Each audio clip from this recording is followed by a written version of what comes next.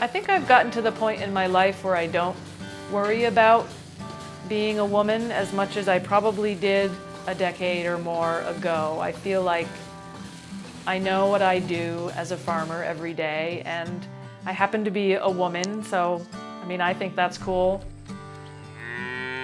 I didn't grow up on a farm. I grew up in Northfield, Vermont, central Vermont. I was interested in the outdoors, but didn't really think of agriculture specifically. I went to Sterling College, and they also have a working farm, and so the students were required to do farm chores and learn a lot of the basic operations of a farm. Then I went on to UVM and finished a bachelor's degree, which was also where I met my husband, Scott. He wanted to come home to the farm here, and I came with him. We were married shortly after that, and we had our first kid, and then the second another 2 years, and then the third 3 years after that. And so with young kids, I chose to be here on the farm, continuing to work as much as I could like I had in the beginning. I've been here for about 26 years now. We're milking just over 50 cows right now. We raise all our dairy replacements here. Now that it's been as long as it has, I can say with a smile that I didn't know what I was getting into.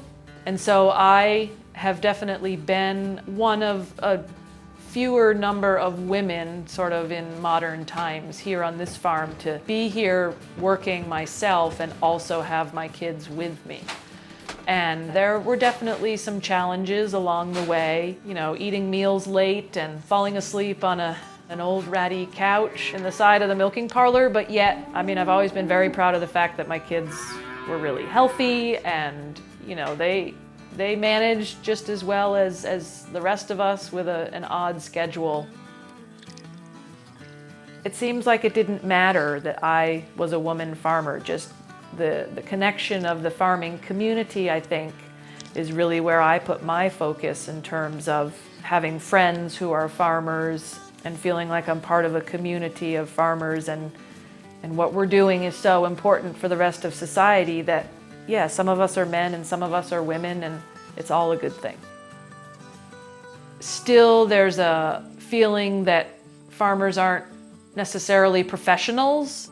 I guess that's one reason why I've gotten into the social media work quite a bit, is just not to so much preach or try to really teach any hard lessons, but to give just a peek into the reality of what we're doing every day, and with the hope that other people who aren't closely tied to agriculture will sort of take a moment to try and understand what it is that we're doing.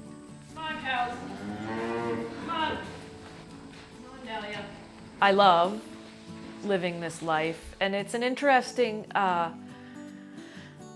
thing to ponder a little bit, because I do feel like it's not so much a lifestyle as it is a life. And so I've made the choice to commit to the life, and it's not for everyone, and I certainly understand that the majority of people don't even want to consider it. But I'm inspired by being outside, being with the animals, being sort of in charge of my own time, and driven by the fact that we're feeding people.